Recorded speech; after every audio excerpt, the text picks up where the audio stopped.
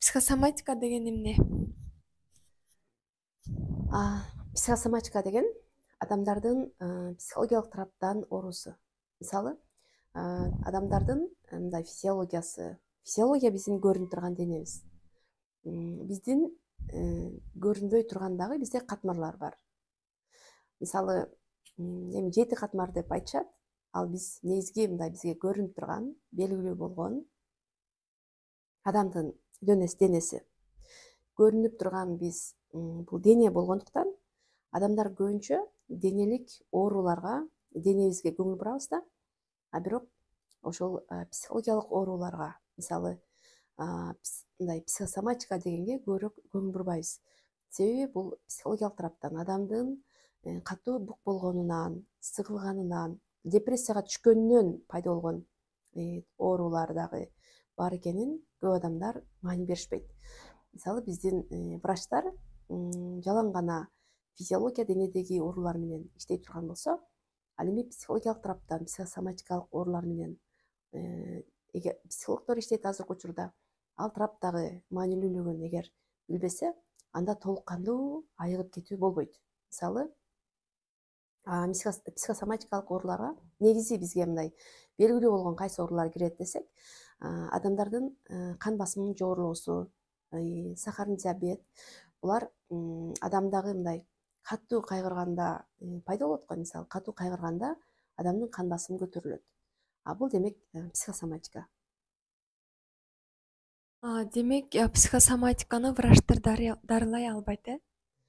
Психосоматиканы көбүнчө бул психологдор дарылайт. Себеби психологиялык тараптан адам катуу мындай эмоциясын контролдой албай, же болбосо эмоцияга алдырып, эмне үчүн эмоцияга алдырып атат? Эмне үчүн адам өзүнүн эмоциясын контролдой башкара албай, ачууга алдырып, бир нерсеге өтө мындай бир катуу таасир, бир нерсени катуу кабыл алат өзүнө. Демек, ошол тарап менен иштебей турган болсо, адам психосоматикалык оорулардан айыга албайт. Ал үчүн психологиялык тараптан адам жетилүү, ошол тараптан билим алуу кажет. Адам качан психолог, качан врачка барышын кайдан билет? Мисалы үчүн психосоматика болуп атса, врачка бара алышы мүмкүн деген сыяктуу. Мисалы, эгерде психосоматика болсо, бирок врачка барды, врачка барганда алар убактылуу эле басат, убактылуу эле басып коет, бирок ал ошол баштан айтайынчы. Мисалы, психосоматикалык ооруларда врачтарга барган менен алар убактылуу басат. Бирок ал өзүнүн ушундай эмне үчүн катуу ачуусу келгенин контролдой албай жатат, же болбосо кичинекей нерсеге өтө чоң кабыл алат, калчылдап буттары титиреп, колдору титиреп, жүрөгүнө күч келип атат. Ошону өзү ошону аңдап карап, ошол тарап менен, аң сезим менен ойлонуп иштебесе, анда деген ал ошонун аркасынан өлүм болуусу мүмкүн. Бул психосоматикалык оорулар дагы адамды өлүмгө чейин алып барат. Азыркы учурда ошол адамдар өздөрү дагы, көп кишилер өздөрү эле байкап атышат. Бул психосоматика дегенде, мисалы, шизофрения болуп, же болбосо катуу сыгылгандан, же болбосо бирөөнү жоготуп алгандан корккондон, көбүнчө жолдошторун жоготуп алганда ушундай нерсе болуп атат. Биздин байкаганыбыз көбүрөөк бирөөнү жоготкондон коркуу. Мунун аркасында дагы адамдар өлүмгө чейин баруусу мүмкүн. Демек, коркуунун артынан, же жакын адамдын жоготконунун артынан өзү дагы психосоматика болуп ооруп өтүп кетиши мүмкүн, бул дүйнөдөн. Бул да кадимки денелик оорулар биринчи стадия, экинчи стадия деп бөлүнгөн сыяктуу, психологиялык оорулар дагы биринчи стадия, экинчи стадия деп, биринчи патология, экинчи патология деп психологиялык мындай оорулар дагы бөлүнөт. Психологиялык ооруп жатканда, эгер психологко бара албаса, анда адам бул дүйнө менен коштошуп кете береби же өз алдынча бир нерсе кылууга мүмкүнбү? Негизи бул психологиялык оорулар дагы биринчи физиологиядан башталат. Мисалы, жетишсиз микроэлементтер, адамдын иммунитетинин ылдый болуусу, йоддун жетишсиздиги, магнийдин жетишсиздиги. Адамдагы йод, магний өзүңүздөр да билесиздер. Мисалы, адамда йод жетишсиз болсо, анда бат кыжырданат, адамдын кадимкидей өзүн мындай кармай албайт, титиреп кетет. Ошондой сыяктуу магнийдин жетишсиздиги. бул кайра эле физиология, психологиялык мындай психологиялык тарап биздин бири бири менен мындай катуу байланышта. Мисалы руханий тарабыбыз дагы бул биздин акылыбыз, мээбиз баары бири бири менен мондай толук байланышта да. Эгерде биз иштегенде психологиялык тарап менен эле отуруп калбайбыз, же болбосо физиология менен отуруп калбашыбыз керек. Бул биринчи физиологияны, денебизде толук микроэлементтерди толуктоо, андан кийинки этапта психологиялык тараптан адамдардын ошол эмоциональный интеллигин өстүрүү, эмне үчүн ачуусу келип атат, өзүн таануусу, эмне үчүн ачуусу келип атат, эмне үчүн контролдой албай жатат. Эгерде ошол эле менен кетсе, азыркы учурдагы күбө болуп аткан өзүн мындай катуу адамдын эмоциясы көтөрүлгөн кезде адамдын акылын эмоция башкарып калат да. Катуу ачуусу келгенде өзүн контролдой албай, балким бирөөнү уруп коюшуп же болбосо өлтүрүп да коюусу мүмкүн. Ошондой сыяктуу оор стадияларга чейин барышы мүмкүн. Ошол эле кезде эгерде өзүнүн катуу мындай кайгыруудан өтүшүп кеткен оорулары өлүмгө чейин алып барат. Ал психологиялык тараптан дагы психосоматикалык оорулар менен өлүп калгандар азыркы учурда өтө көп. Көбүрөөк пайыз психосоматикалык оорулар менен ооруп адамдар бул дүнүйдөн кош айтышат. Эгерде биз нервсиздетпей психосоматикалык жактан оорубасак, демек өмүрүбүз узун болот, Чыныгы өлүм менен өлөбүз. Мисалы каарылыктын даамындатып өлүү азыркы учурда өтө азайды. Көбүнчө давление көтөрүлүп өлүү, сахарный диабет болуп өлүү, рактан өлүү, ички органдарыбыздагы шишиктердин болуусу, булардын 70% психосоматика болуп эсептелет да. Мисалы, бул денедеги тырышуунун, денедеги мындай тынчтыктын жоктуктун белгиси. Адам өзүн мындай бош, эркин кармай албайт. Бул чындарда денеде мындай нерв психологиялык тараптан тырышуу бар, тырышуу, кысылуу бар. Кайсы жерде кысылуу көп болсо, так ошол жерде кан айлануу жакшы болбой, адамдарда бир шишиктердин, жаралардын пайда болуусу. Ошонун аркасынан ооруп өлгөндөрдүн саны азыркы учурда 70%, ал эми 30% физиология, денелик, мисалы суук тийүүдөн же болбосо башка себептерден болуусу мүмкүн. Өзүнүн психосоматикасын билген соң өзүнө кантип жардам берсе болот? Негизи психосоматика болуп ооруса, анда өзүнө жардам бере алабы адам? Же сөзсүз түрдө психологдор жардам бериш керекпи? Муну деген сөзсүз, эгерде өзү психосоматикалык оорулар менен ооруп атса, анда албетте баардык жерде өзүнө мугалим керек. Мисалы, өзү тандап кандайдыр бир ошол тарапта билими бар психотерапевттер, психологдор бар. Эгерде адамдын көбүнчө бизде баягы жиңирген учурлар болот. Жиңирген учурлар дагы бул психосоматикалык тараптан болуусу, психологиялык тараптан болуусу мүмкүн. Себеби пайгамбарыбыз Мухаммед саллаллаху алейхи вассалам айткан, адамга 3 абалда жиңирет деген. Катуу корккондо, катуу сүйүнгөндө, үчүнчүсү бейкапарлыкта дейт. Бейкапарлык деген бул эмне десек, бейкапарлык деген кызыкчылыктын жок болуп калуусу, бул адамдын депрессиянын белгиси. Бул депрессия адамда өтүшүп кеткен учурда, жиңирген абалга чейин акырында катуу сыгылгандан балким жыгылып, баягы эпилепсия сыяктуу жыгылып, талма сыяктуу болуп калат.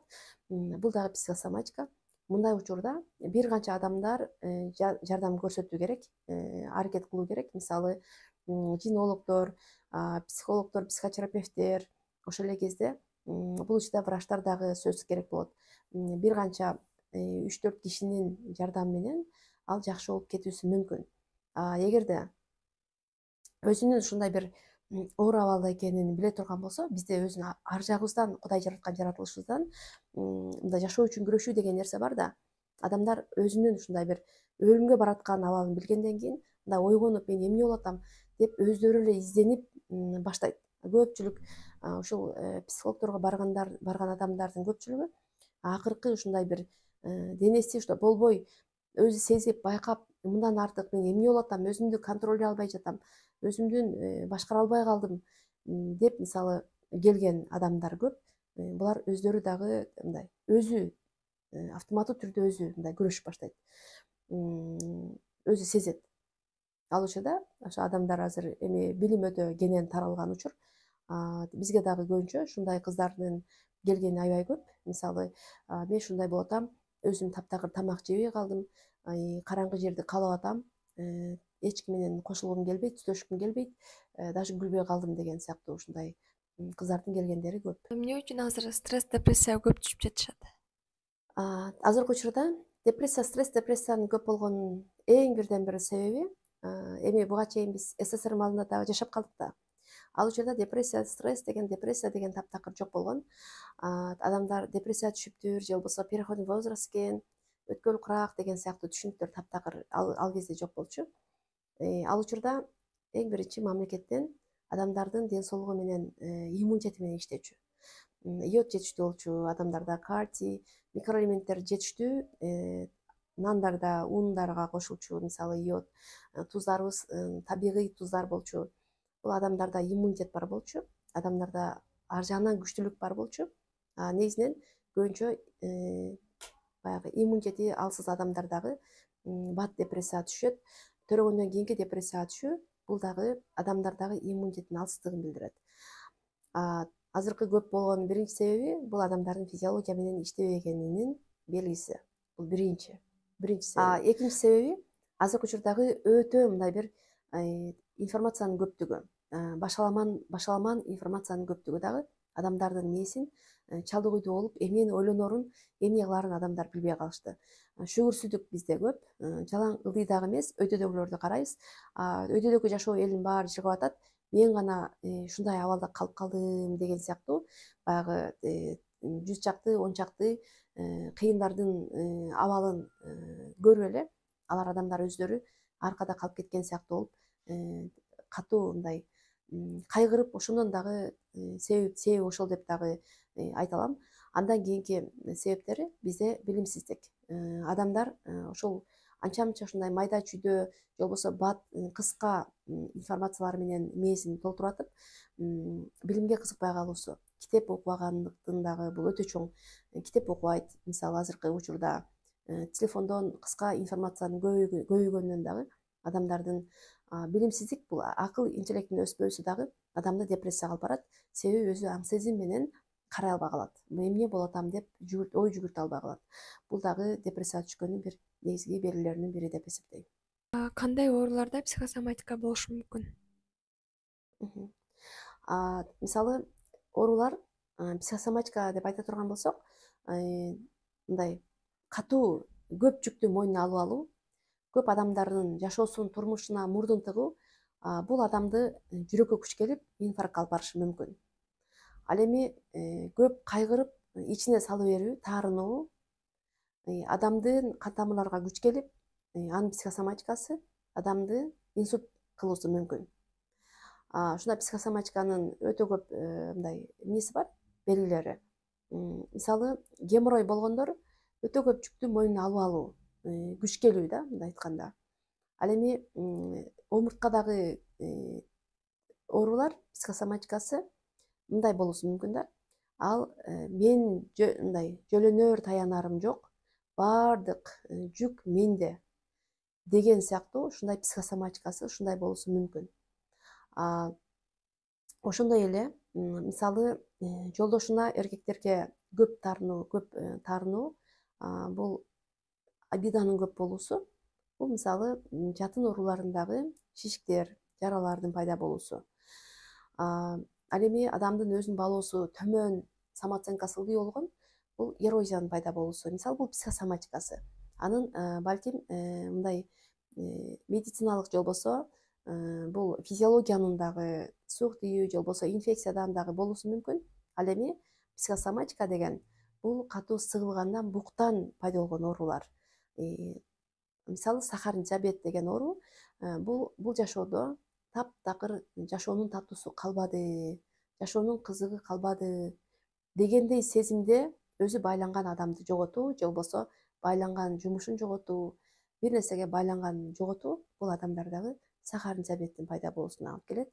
Ушундай сыяктуу психосоматика дагы бул баардык оорунун эле майда чүйдө, кулактын оорусу, көздүн оорусу, бүт баары психосоматикасы бар. Ушундай.